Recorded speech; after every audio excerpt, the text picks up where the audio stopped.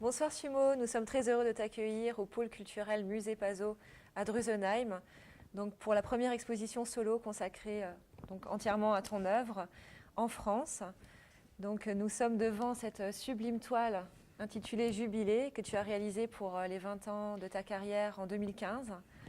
Aujourd'hui, nous sommes la veille de ton vernissage de l'exposition intitulée The Beginning is Near. Alors pourquoi as-tu choisi ce titre? Est-ce que c'est justement pour évoquer le fait que nous sommes en début d'année? En partie, oui. Mais en même temps, je fais référence au fil conducteur dans mon travail qui est le temps et l'espace. Comme c'est difficile de dire où est le début et où est la fin dans l'espace, je préfère dire le début au lieu de la fin. Parce que chaque fin de quelque chose est aussi le début de quelque chose de nouveau. Et dans ce cas-ci, il y a beaucoup de nouveau, de début de quelque chose, de nouveaux projets. Une fois, c'est ma première exposition solo en France. C'est la première fois qu'on travaille ensemble en tant qu'agent et artiste. Et c'est aussi la première fois que je fais un objet en 3D aussi grand que la sphère pour une exposition. Alors pourquoi justement avoir choisi cet objet de la sphère comme étant le prolongement d'un motif qu'on retrouve de manière récurrente dans ta peinture? La sphère, elle représente le point, et le point est l'élément principal dans mon travail. Le point contient tout ce qu'on voit ici dans l'exposition.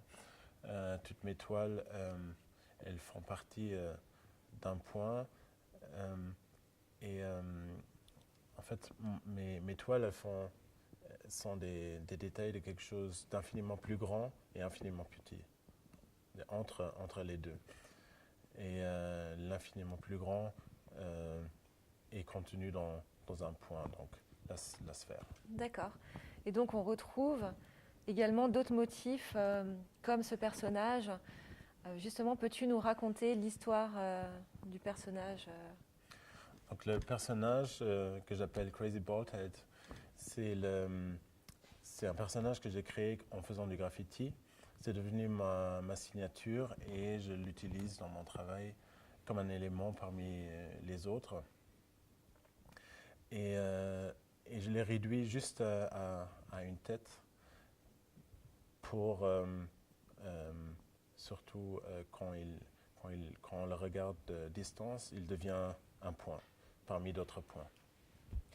Et donc il fait partie d'un ensemble, comme si on rentrait dans une toile infinie, une image sans fin, qui pétille. Et donc c'est très coloré, il y a beaucoup de motifs, voilà, très positifs, il y a une énergie qui se dégage. Est-ce que tu peux nous en dire plus sur les références qui t'ont inspiré pour créer ces motifs et choisir ces couleurs? Donc,